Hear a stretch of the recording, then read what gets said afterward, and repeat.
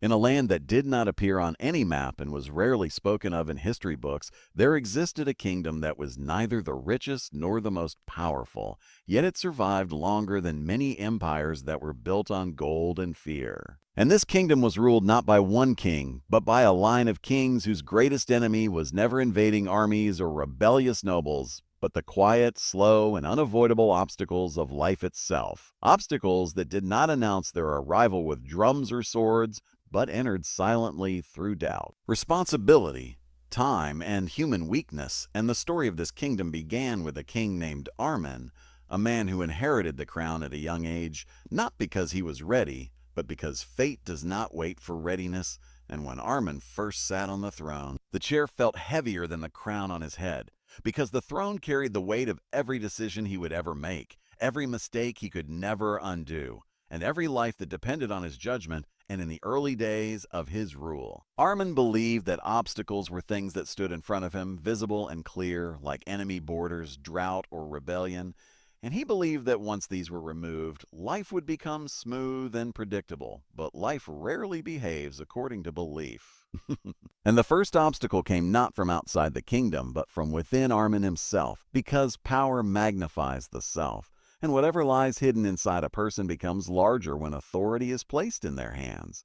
And Armin discovered that he was impatient, easily angered, and secretly afraid of being seen as weak, and these inner obstacles slowly influenced his decisions, causing him to speak harshly to advisors, to rush agreements, and to ignore warnings that did not align with his desire to appear strong. And although the kingdom did not collapse immediately, small cracks began to form, cracks that were invisible to common people but deeply felt in the halls of governance, and time passed. And with time came another obstacle, responsibility, because ruling was not about issuing orders but about carrying consequences. And Armin learned this when a decision made in haste led to the loss of a border village, not through war but through neglect.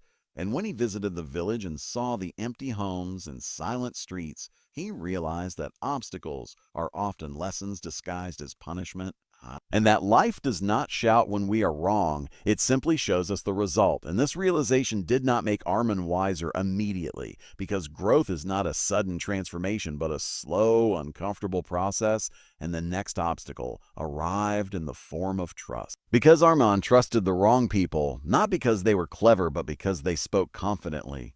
And confidence often hides ignorance better than silence. And this misplaced trust led to corruption, and corruption spread quietly, not loudly, because corruption thrives in comfort, not chaos. And as resources drained and fairness disappeared, the people began to lose faith, not dramatically, but gradually.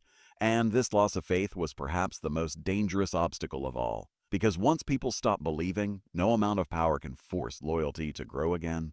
And Armin, now older and more tired, realized that obstacles were not temporary challenges but permanent companions of leadership and life. And just as he began to understand this truth, illness arrived, another obstacle that ignored status and power, because the body does not recognize crowns. And during long nights of pain and silence, Armin understood something that no teacher had ever told him, that obstacles do not exist to be defeated, but to be understood, endured, and learned from. And when Armin finally passed away, his reign was remembered not as glorious or terrible, but as human. And the crown passed to his son, King Darren, who inherited not only a kingdom, but a legacy of unfinished lessons. And Darren was different. Not because he was better, but because he had watched his father struggle. And observation is a powerful teacher if one is willing to learn. And Darren believed that obstacles could be planned for, that systems could replace instinct, and that rules could prevent failure. And so he built laws, councils, and structures, believing that order would protect the kingdom from chaos. And for a time it worked, because structure brings stability. But stability creates comfort, and comfort invites complacency. And the obstacle of stagnation slowly emerged, because while the kingdom was stable, it was no longer growing. And growth is not optional in life, it is required, because anything that stops growing begins to decay. And Darren struggled with this new obstacle, because unlike war or illness, stagnation does not hurt immediately.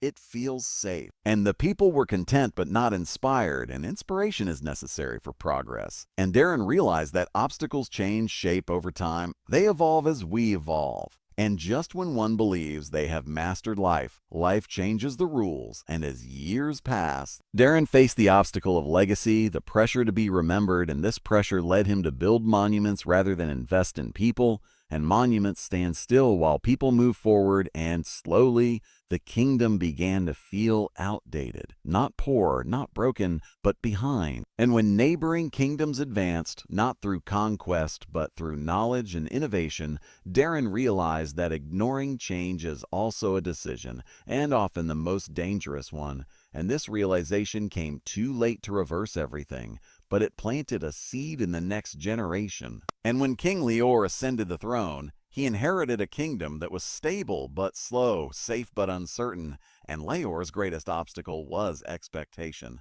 Because he was expected to fix what others had not, to modernize without destroying tradition, to move forward without losing identity. And this balance is one of the hardest obstacles in life because extremes are easier than balance. And Leor made mistakes because mistakes are unavoidable, and each mistake taught him that obstacles do not care about intention, only about action.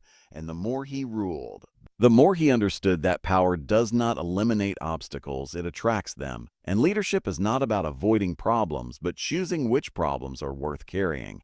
And as the kingdom continued through generations, the pattern became clear. Every king faced obstacles unique to their time. But the nature of those obstacles remained the same: fear, pride, impatience, responsibility, change, loss, and time. And the kingdom survived not because its kings were perfect, but because each learned just enough to pass wisdom forward. And the final lesson of this story is not about kings or crowns, but about life itself, because every person is a ruler of their own small kingdom, whether it is a family, a career, a dream, or simply their own mind, and obstacles will always exist. Not as punishments, but as reminders that growth requires resistance, that strength is built through struggle, and that a boring, quiet, persistent effort is often more powerful than dramatic action. And just like the kings who learned too late or just in time, we too learn that obstacles are not walls meant to stop us, but mirrors meant to show us who we truly are. And when we stop asking why obstacles exist and start asking what they are teaching us, life slowly becomes less about fighting and more about understanding. And that understanding, though quiet and uncelebrated, is the greatest power any king or any person can ever possess.